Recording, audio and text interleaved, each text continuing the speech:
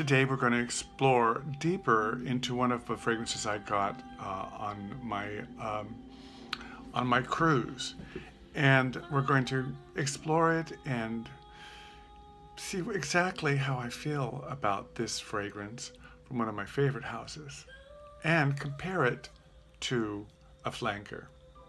Stay tuned.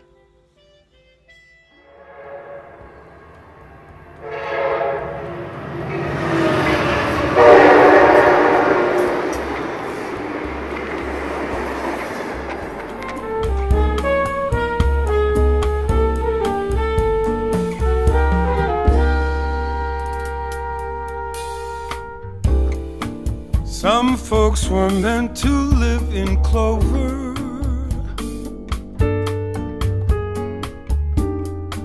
but they are such a chosen few. And clover being green is something I've never seen, 'cause I was born to be blue.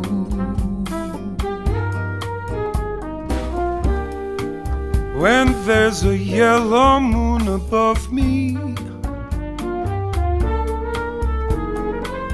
they say there's moonbeams I should view, but moonbeams being gold. Created in 1999 by Jacques Polge, the fragrance we're discussing is none other than Chanel's Allure Homme. Now, this was created as kind of a follow-up to Chanel's Allure for Women. And it is an interesting fragrance in that it's not one that I've been particularly fond of, but felt I should add to my collection. It is an oriental woody. It has accords of citrus and woods, balsamic, and it's fresh and spicy. For me, it has an opening that just doesn't work for me. It reminds me a great deal of the opening of Dior Sauvage. It's kind of metallic. There's kind of an ambroxany kind of opening that just assaults my senses in a way that is unpleasant. It's in the same ballpark for me as Bleu de Chanel. It was created to be a very popular scent, appeal to a very wide audience, and it certainly does, because a lot of people do love this fragrance, and it's been around for a very long time, almost 20 years. It starts off, like I said, in a way that reminds me of Dior Sauvage, and I think that's a combination in the top notes of ginger and the lavender that creates that kind of ambroxan smell that just really bothers me. It's very reminiscent of the ambroxan in Dior Sauvage.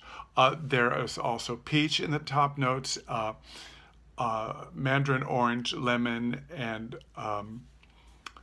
citrus is, in general, it has a very citrusy, yet ambroxany opening that bothers me. Now, I have a little on my hand right here that I sprayed on about an hour ago. That opening that does bother me dissipates very fast. So then you get into a more likable, for me, experience. And here in the mid-note you get gardenia and freesia and jasmine and vetiver and rose and patchouli, and it just goes on and on. Cedar and anise. It's a lot better here for me than in the opening. It's very clean. It's very fresh. And that's what's very popular today. And even though this is created almost 20 years ago, it's still very viable to the market today, I would say. Now, the base notes are tonka bean, vanilla, oak moss, coconut, leather, amber, and benzoin. And never ever get any leather out of this fragrance. Never.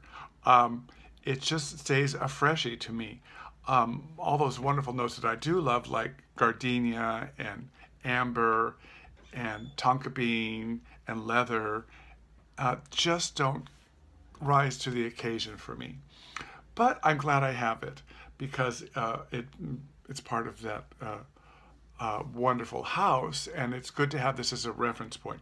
Now, the fragrance that I do love from the Allure line is, of course, the beautiful Edition Blanche by Allure. And this one, it has that kind of middle that Allure has, and it doesn't have that ambroxany opening, but it has incredible lemon, rich, creamy lemon, and has often been referred to as lemon cream pie. I don't think it's really lemon cream pie, but it is a really beautiful lemony fragrance. So it's nice to have this one to go with my beautiful Allure Edition Blanche.